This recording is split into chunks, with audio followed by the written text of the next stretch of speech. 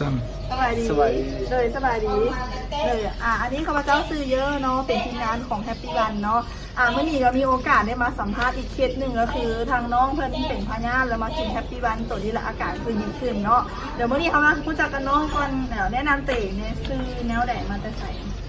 นี่คือนวลขาวนวลแก้วทญาเนาะอยู่เมืองปากแดงแขวงอุดมไซเนาะอยู่บ้านสุขไซเนาะ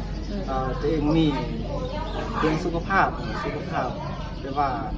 มีโรคประจำตัวเนาะแต่ว่ามากินสมุนไพรแฮปปี้วันเนาะ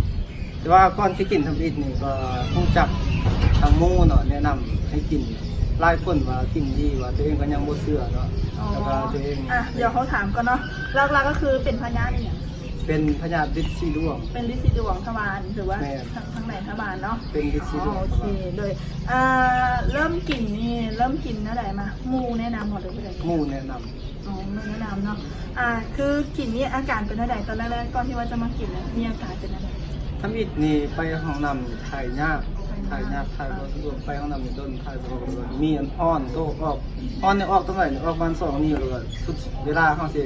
เข้านี่พูดยากเลยแต่ว่าต้องผสมแฟบบอหรือว่าสบู่ต้องเอามือเน่นเข้าตลอดเวลาไปห้องน้ำเวลาเขาไปนั่งบนอื่นมันก็เจ็บก้นตลอดทรมานเนาะทรมานเลือดนี่ย่อยแล้วเคยไปรักษาอยู่ห้องหมอหรือว่าเคยไปปวดทางอื่นมาก่อนบอกกันจะมาเจอแฮปปี้วันเคยแต่ว่าบ่ได้ไปห้องหมอใหญ่ๆแต่ว่าไปคลินิกเป็นอย่างก็ไปตลอดเพียงแต่ว่าแบบมันบ่ดีนะเพียงแต่ว่า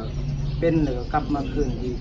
เป็นมาคืนเนาะแล้วหลังจากที่มาพูดจากแฮปปี้วันแล้วมากินแฮปปี้วันนะกินมาจากเม็ดหรือว่าจากแทนหรือว่าจากกล่องรู้สึกว่าอาการเริ่มดีขึ้นทำอิฐก็เอามากินกล่องนึงก่อนหน่อยแต่ว่ากินแพงที่1นี่ก็ยัง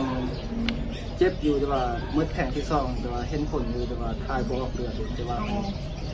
เริ่มทายบ่ออกเลือดเริ่มทายบ่ออกเลือดโอเคเนาะโดยแล้วตอนนี้กินมาปัจจุบันนี้ได้จักเดือนกินแต่ส่วนเดือน6เนาะแต่ว่าเดือน6เดือนตอนนี้เดือนเท่าไหร่ละเดือน12เป็น6เดือนนะถ้าให้ถามตอนนี้คืออาการล่าสุดตอนนี้ถ้าให้100%เนี่ยคิดว่าตอนนี้กินแล้วดีแล้วจะเปอร์เซ็นต์ตอนนี้นี่ก็ประมาณ97เนาะ97%เนาะว่ามันก็ดีขึ้นหลายแล้วดีขึ้นพอสมควรดีขึ้นพอสมควรอยู่เนาะโอเคก็มีแต่อยากฝากให้คนที่กับเจ้าเป็ดเนาะหรือว่าคนที่กับเจ้าติดตามเขาเบิ่งเขาว่าเอาไปรักษามีเคสใดที่ดีเน่เนาะอยากฝากให้ทางผู้ชมที่ทางบ้านเบิ่งเนี่ยนี่ก็อยากฝากไปนำแต่ว่าเพื่อนๆหมู่หลายคนเนาะที่ว่าผู้ใดมีเรื่องสุขภาพเนาะเป็นเกี่ยวกับฤทธิ์สีดวงเนาะว่าให้แนะนำมากินสมุนไพรแฮปปี้วันเนาะอันนี้คือกินเองจะได้รู้ดีแท้ไหมแม่นดีแท้เลยโอเคดีแท้เนาะโอเคฉันก็มีแต่ว่าจะขอบใจนำเนาะโอเคมีแต่ว่าเดี๋ยวไว้ติดตามเคสต่อไปเขาจะมาสัมภาษณ์เรื่อยๆอีกเนาะโดยสบายดี